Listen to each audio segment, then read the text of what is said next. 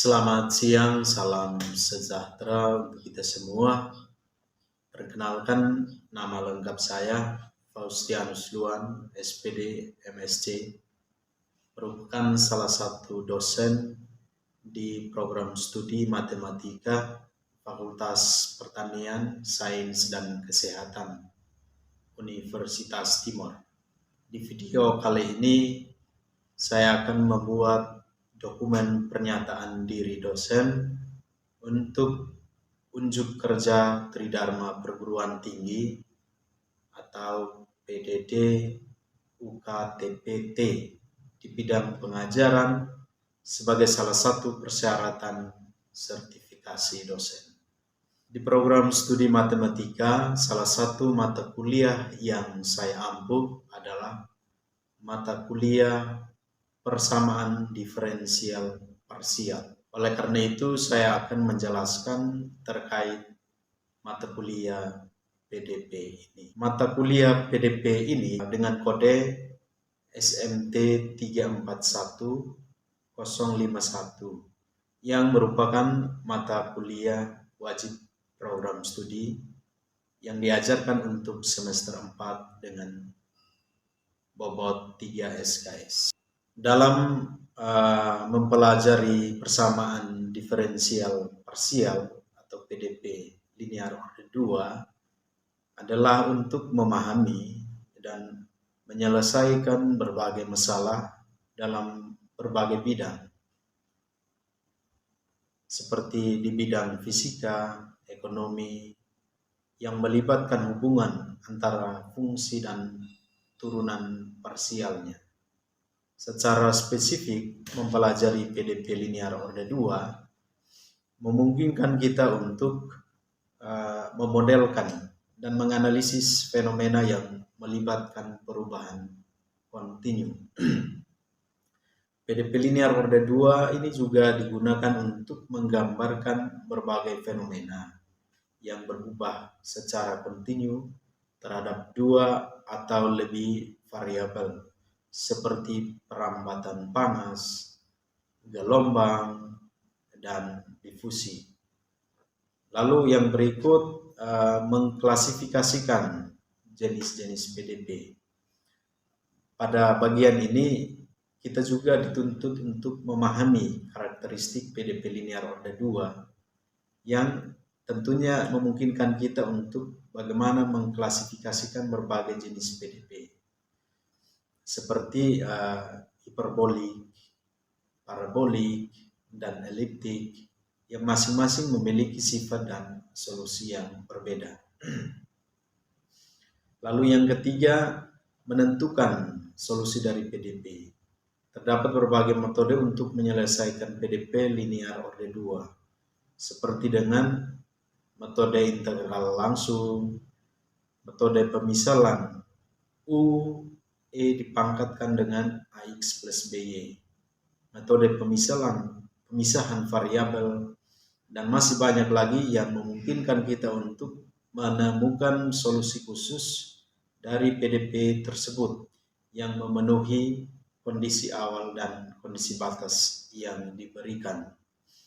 Lalu penerapannya PDP linear order 2 juga diaplikasikan dalam berbagai bidang, termasuk dalam bidang fisika, yaitu mendeskripsikan perambatan gelombang, getaran, difusi panas, dan fenomena elektromagnetik. Lalu di bidang teknik seperti mendesain struktur, menganalisis aliran fluida, dan memodelkan sistem kendali. Juga di bidang ekonomi seperti menganalisis pertumbuhan ekonomi, fluktuasi pasar, dan dinamika harga. Sekian dan terima kasih untuk perkenalannya. Untuk selanjutnya akan saya sajikan materi terkait persamaan diferensial parsial linear order 2. Kita semua, selamat siang Bapak. Bagaimana kabarnya hari ini? Baik. Semoga selalu sehat walafiat. Jadi pertemuan kita pada siang hari ini akan berkaitan dengan mata kuliah persamaan diferensial parsial. lebih khusus pada PDP linear order 2. Nah, bentuk umum dari PDP order 2 linear ini bisa kita perhatikan pada persamaan 1 dan 2. Jadi suku-suku yang ada pada persamaan 1 itu A, B, C, D, E, F, G itu adalah konstanta atau fungsi yang ada pada variabel X, Y. Jadi A itu B, C, D dan sampai dengan D itu bisa kita sebut sebagai konstanta, juga bisa kita sebut sebagai fungsi yang memuat variabel X dan Y sendiri. Sehingga pada persamaan kedua ini dapat kita tulis A terhadap X, Y, B dan seterusnya sampai dengan C. Nah, yang di sini yang memuat PDP order 2 itu adalah A, bagian A, B, dan C. Jika A, B, C-nya itu bernilai 0, maka PDP tersebut itu adalah bukan order 2, tapi order 1. Bagaimana jika A misalkan nilainya 0, B dan C masih tetap ada? Itu juga masih tetap kita sebut sebagai PDP order 2. Apabila A, B, C nilai 0, ketika fungsi itu bernilai 0, maka jelas kita sebut sebagai PDP order 1.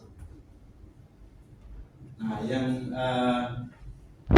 ketika misalkan ini semua di ruas kanan ini bernilai 0, itu artinya persamaan itu homogen, sama dengan 0.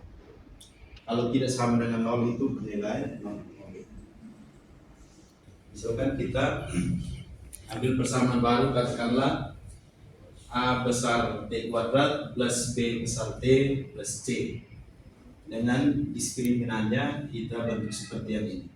D kuadrat kurang 4AC, maka ini diskriminannya ini sama dengan 2 B dipangkatkan dengan 2 kurang 4A dikalikan dengan C, atau sama dengan 4 dikalikan dengan B kuadrat kurang 4C. Ini dari sini yang ini.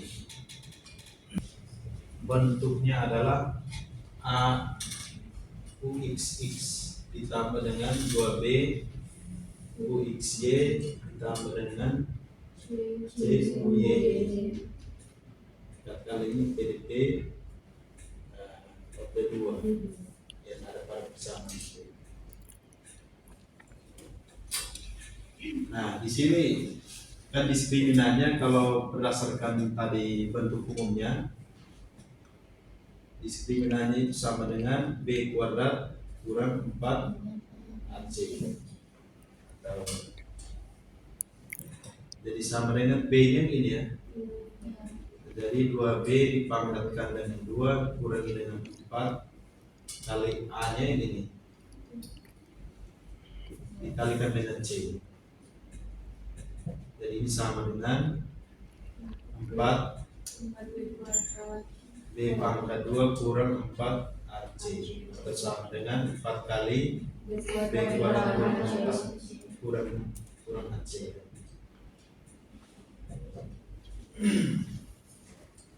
Nah, di sini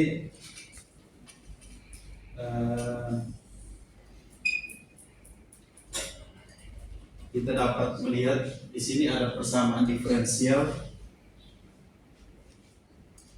pada bintang itu disebut sebagai persamaan diferensial apakah eliptik, parabolik atau hiperbolik, dibagi atas beberapa jenis. Nah, kita akan menentukan apabila D-nya kurang dari 0, maka bentuk persamaan itu akan termasuk sebagai persamaan eliptik atau parabolik. Nah, untuk yang bagian pertama itu karena D-nya kurang dari 0 atau B kuadrat kurang 4AC itu kurang dari 0 untuk setiap X, Y di dalam domain D itu, dia termasuk dalam jenis eliptik. Lalu yang sama dengan 0 itu sama dengan parabolik. Sedangkan yang lebih besar 0 itu adalah hiperbolik. Nah, contoh persamaan diferensial yang termasuk dalam jenis eliptik ini adalah persamaan Laplace. Persamaan Laplace itu adalah bentuknya adalah UXX ditambah dengan UYY sama dengan 0. Sedangkan persamaan parabolik ini salah satu contohnya adalah persamaan Pans. Persamaan Pans itu bentuknya U diturunkan terhadap variabel T sama dengan K itu adalah konstanta dikalikan dengan fungsi U diturunkan terhadap X sebanyak 2 kali. Lalu hiperbolik ini adalah contoh dari persamaan gelombang yang termasuk dalam hiperbolik ini misalkan persamaan gelombang. Persamaannya adalah fungsi U ini diturunkan terhadap variabel T sebanyak 2 kali dikurangi dengan C kuadrat kali U X sama dengan 0. Di layar situ ada 3 jenis persamaan, eliptik, parabolik, dan hiperbolik. Jadi persamaan eliptik itu nilainya kurang dari 0. Parabolik nilainya sama dengan 0, hiperbolik nilainya lebih besar 0. Jadi kita akan melihat contoh-contoh yang contoh-contoh itu termasuk dalam persamaan yang mana, eliptik, parabolik, atau hiperbolik. Nah, misalkan di jenis eliptik ini ada satu persamaan namanya persamaan Laplace. Bentuk persamaan Laplace-nya seperti ini. UXX ditambah dengan UYY itu sama dengan 0. Jadi supaya tidak bingung bahwa bentuk lain dari UXX ini kan sama dengan ini kan bentuk persamaan diferensial parsial. Ini turunan kedua. Fungsinya adalah U berarti do kuadrat U dibagi dengan do X. Jadi bentuk lain dari UXX itu yang ini ya. Kalau UXY itu sama dengan do kuadrat U dibagi dengan do Y X. Dan selanjutnya adalah UYY. Bentuknya sama. Nah, misalkan kita lihat persamaan Laplace bentuk eliptik ini. Kenapa persamaan Laplace ini masuk dalam bentuk eliptik ini? Jenis eliptik. Karena ini, ketika kita lihat bentuknya ini UXX ditambah dengan UYY ini sama dengan 0. Kalau kita kaitkan dengan bentuk PDP linear order 2 ini kan seperti ini ya, ditambah dengan D U X ditambah E U Y ditambah F apa?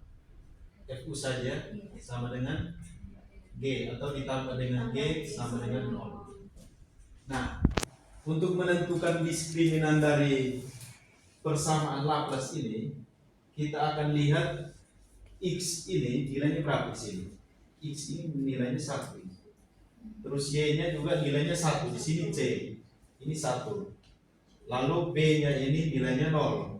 Kalau B-nya nilainya ada apabila ada X, Y turunan pertama terhadap X dan dilanjutkan dengan turunan pertama terhadap Y. Sementara di Laplace ini untuk turunan ini tidak ada di sini. Sehingga ini kita anggap sebagai 0. Sehingga A ini nilainya 0, DB kuadrat kurang 4AC.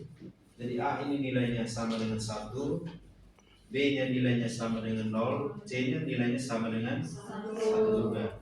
Sehingga ketika kita substitusikan ke diskriminan ini nilainya akan sama dengan D B kuadrat 0 kuadrat kurang 4 kali 1 kali 1 sama dengan min. Ini akan lebih kecil dari 0 ya. Jadi D kurang dari 0 atau min 4 kan kurang dari 0. Sehingga persamaan Laplace ini termasuk dalam jenis eliptik. D kurang dari 0. Sementara parabolik, persamaan parabolik ini salah satu contohnya adalah persamaan Pans. UT sama dengan KUXX. UT sama dengan KUXX. Nah, Ini contohnya adalah turunan kedua terhadap ini kan tidak ada juga nol ya. Nah x ini adalah ini berapa di sini k ya. Berarti a itu sama dengan k, terus b nya sama dengan 0, c nya sama dengan 0 juga ya. Nah kalau begitu d nya sama dengan 0 kuadrat kurang 4 kali k kali ini semua kali 0, hasilnya adalah 0. D ini sama dengan 0. Makanya persamaan ini termasuk persamaan parabolik. Lalu hiperbolik adalah salah satu contohnya adalah persamaan gelombang. Jadi PDP ini ada 3 jenis, 3 cara yang bisa kita lakukan. Nah, salah satunya misalkan dengan integral langsung itu adalah kita mau mengintegralkan persamaan itu, misalkan tujuannya adalah untuk mencari fungsi U terhadap variabel X dan Y. Dari persamaan itu katakanlah berikan soalnya bagaimana kita menyelesaikan PDP dengan bentuk 2 kuadrat Z dibagi dengan 2X 2Y sama dengan X kuadrat Y. Lalu kemudian tentukan masalah nilai batas yang menunjuk. Jadi untuk menyelesaikan PDP yang bentuknya seperti itu, untuk mencari solusi khusus maka diberikan syarat-syarat awal, syarat batas seperti ini. Jadi ini syarat-syarat ini yang dipakai untuk menentukan solusi khusus dari PDP tersebut.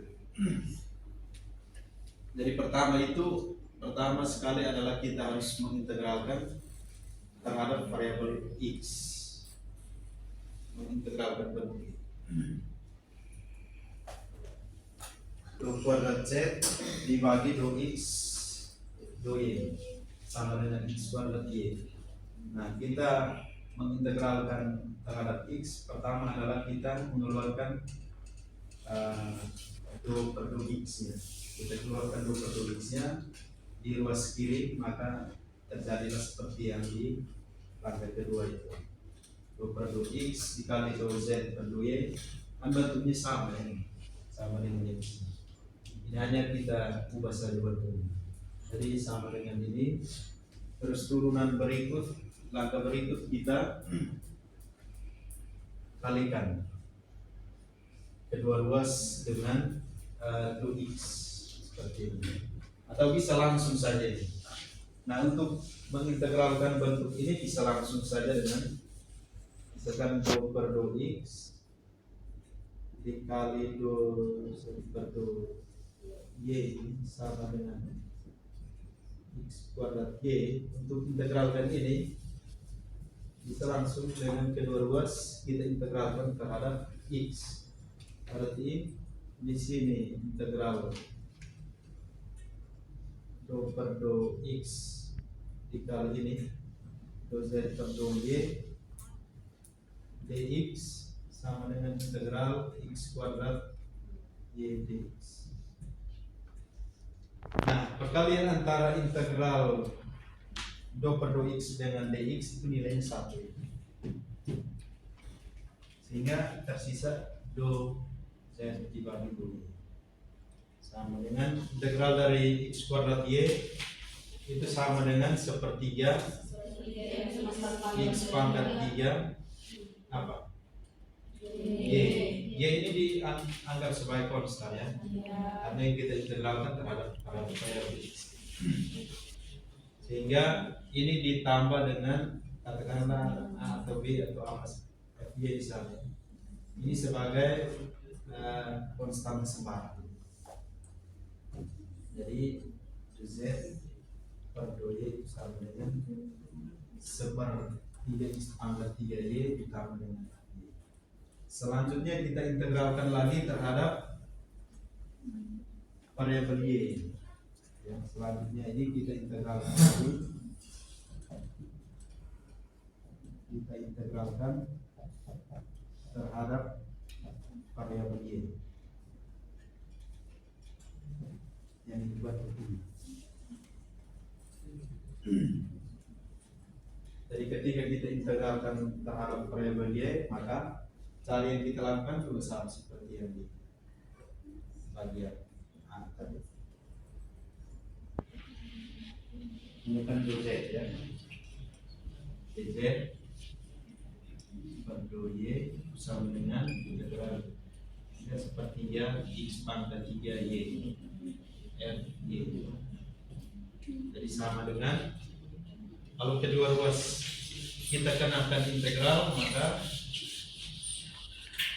yang kita dapatkan, kita peroleh adalah z per 2y d dy ya, sama dengan integral seper 3x pangkat 3 y tambah f y. Ini kan kita anggap konstan, jadi sama dengan nilainya berapa sih? Z ya.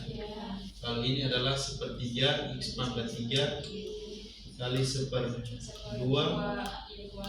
y kuadrat ditambah f y apa? F y ini kan kita mau integralkan terhadap y. Nanti ada juga konstanta sebaliknya. Jadi ini boleh kita tulis dengan bentuk lain, FY. Kalau terhadap Y boleh Y juga boleh, atau seperti ini juga tetap sama. Mereka tetap dianggap konstan. Y juga X. Jadi sama dengan 1/3 x pangkat 3. Berarti kalikan dengan ini hasilnya adalah 1/6. 1/6 x pangkat 3 y pangkat 2 ditambah dengan variabel konstan sama ya. Jadi selanjutnya adalah kita akan menggunakan batas-batas tadi. Tadi sebelumnya kan ada batas ini. Zx, 0 dan sampai x kuadrat dan zx 1, y cos y. Jadi untuk menentukan tadi variabel ini, variabel bebas, konstanta sebaran. Nah, katakanlah misalnya kita dapat tadi ini, kita punya konstanta sebarannya ada gx dan hy. Jadi ini boleh y atau gx sama tergantung dari kita mau seperti apa. Katakanlah kalau kita ikut yang di sana itu gx plus hy dan set x, 0 sama dengan x kuadrat, maka kita substitusikan batas pertama itu set sama dengan set x, 0 ini sama dengan x kuadrat ke yang pertama itu 1/6 x pangkat 3 y pangkat 2 ditambah gx ditambah hy sama dengan 0. Jadi kita substitusikan ini x nya dengan y nya itu sama dengan 0. Jadi kita peroleh ini pasti 0 ya, sehingga peroleh gx tambah hy atau h0 sama dengan x kuadrat. Jadi sama dengan 0 plus gx tambah h0 sama x kuadrat. Ini dapat ditulis seperti ini. Gx sama dengan x kuadrat dikurangi dengan h0, karena h0 dipindahkan ke ruas kanan sama dengan, jadi bernilai negatif. Itu kita anggap sebagai persamaan pertama. Selanjutnya syarat yang kedua itu adalah set 1, y sama dengan cos y. Kita substitusikan ke bentuk yang sama seperti ini ya, biar tidak bisa ini dapat ulang langsung saja. Jadi itu nilai dari set 1, y itu sama dengan cos y, jadi 1/6 x pangkat 3 dikali 0 pangkat 2 ditambah gx tambah 0. Jadi x nya itu di atas keliru ya, di atasnya tidak boleh 0 pangkat 2, jadi itu keliru di sini. Ini di bagian laga kedua itu yang benar, putusnya 1/6 x nya digantikan dengan 1, jadi 1 pangkat 3 dikali y pangkat 2 ditambah g1 x nya sama dengan 1, terus ditambah h0 hy sama dengan cos y. Jadi 1 pangkat 3 sama dengan 1, maka 1/6 y pangkat 2 ditambah g1 plus hy sama dengan cos y. Ini kita anggap sebagai persamaan kedua. Nah, selanjutnya adalah dari persamaan 1 diketahui seperti itu ya persamaannya tadi. Terus maka G1 itu sama dengan X-nya, ketika X-nya sama dengan 1, maka 1 kurang H0 itu dianggap sebagai persamaan ketiga. Jadi